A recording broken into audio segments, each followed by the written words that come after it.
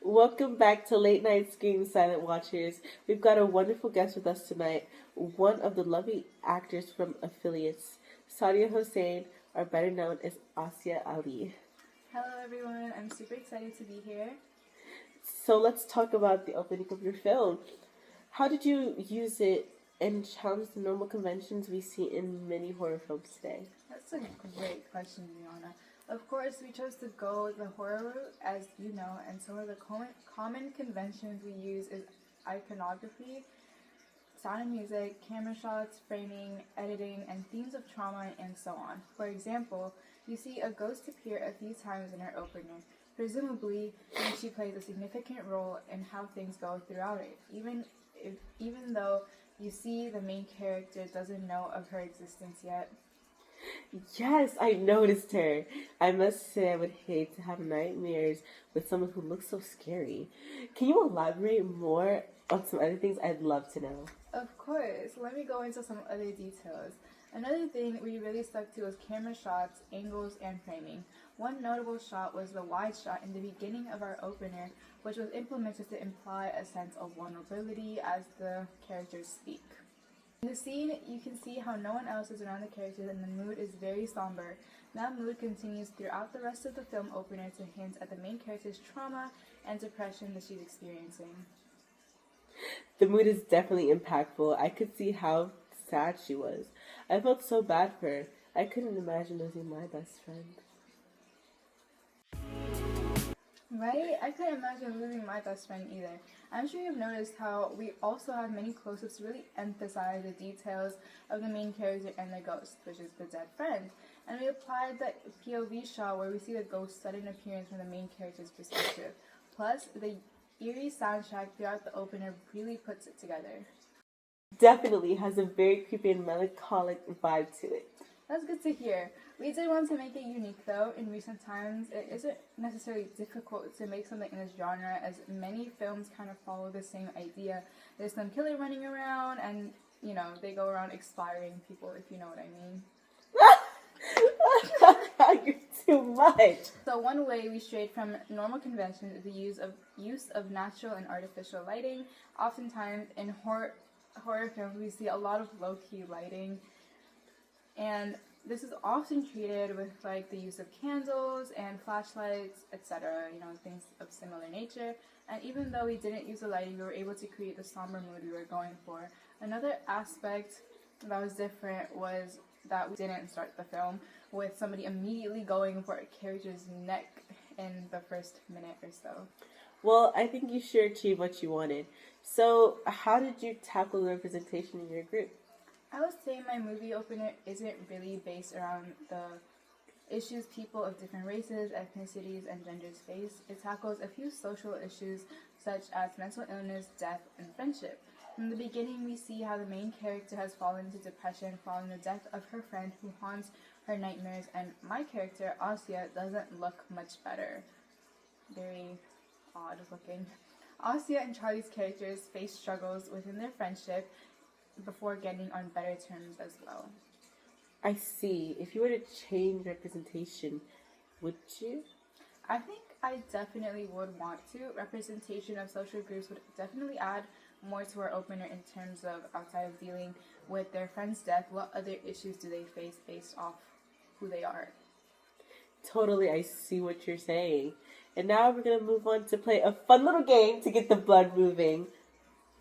So now we're going to play True or False. Basically, you're going to tell me one thing about the movie opener, and I'm going to guess, is it true or false? Oh my god, that's such a great idea. Let me think about it for a while.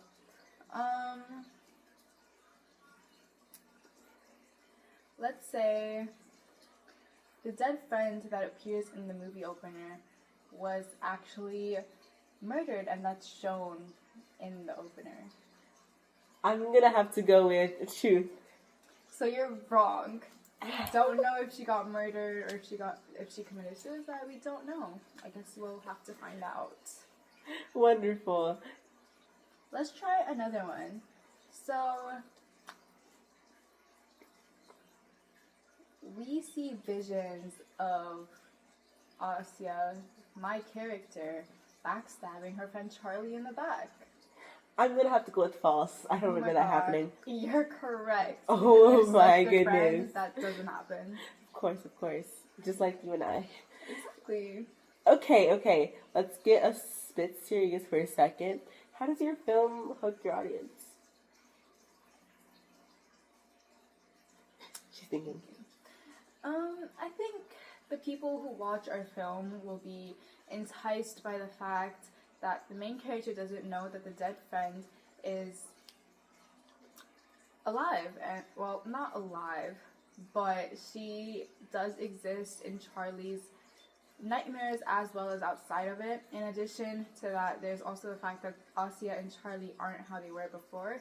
Although the audience sees them kind of fix their bonds again, they'll want to see if one of them will later throw the other into the wolves. Most people love some good drama. I know I do. Well, you're not wrong there. I heard you watched it, but now I want to rewatch it. So what if this were a real movie? How would you get it out to the world? Well, first, of course, we would have to finish production, but also I think we really need to work on our quality and editing for sure. After we completed the production of the film, I think releasing on a super popular streaming service like Hulu or Tubi would be really good, and no one would watch it, of course, if they didn't even know about it. So I'd like to advertise our film through social media, as nowadays more people are on it, and more specifically people in the age range of our target audience, which is about 13 to 25. Now we're going to do Siblings Are Dating. The picture shown on the screen is what I'm showing her now. Sibling or dating? We're gonna say dating. Let's see. And they are dating! Oh wait, they're dating. Okay, so it's okay. Sibling or dating? With their like height difference and unsimilar features, I'm gonna have to say dating. And they are dating. Another one my correct. God. Last I'm so good at one. this. Right, so they're probably dating because I think they're siblings, so therefore they're dating. And they're dating. We're gonna question that statement later. Okay. Alright, let's do a deeper dive into your role in the opener. How do you navigate your journey as a filmmaker? How do your production skills develop throughout? So at the start of our production, I already had some experience as I've edited sound and pictures and videos before, and I can say that I definitely improved throughout our process of filming. I learned to make cuts and transitions much smoother and worked on my perception of angles. I learned how to angle the camera in a way where we could really see the character's expressions, but also body movement and what works best for what I'm trying to portray through the scene. Wonderful. So, which tech made this masterpiece possible? The main piece of tech that we worked with was CapCut, or more specifically me, as I did some of the editing. And it was super easy to use CapCut as I've done so before, and the cutting of scenes plus the transitions were super easy to implement, and I really love how it turned out. Let me go learn how to use all of that. Maybe I'll be director one day. Yeah. I see how it is. Anyways, it's been wonderful having you here. Thank you so much for coming tonight. To our silent watchers, have an amazing night and catch up on their film opener when you can. I have a side hustle to pick up on. Bye-bye. Bye.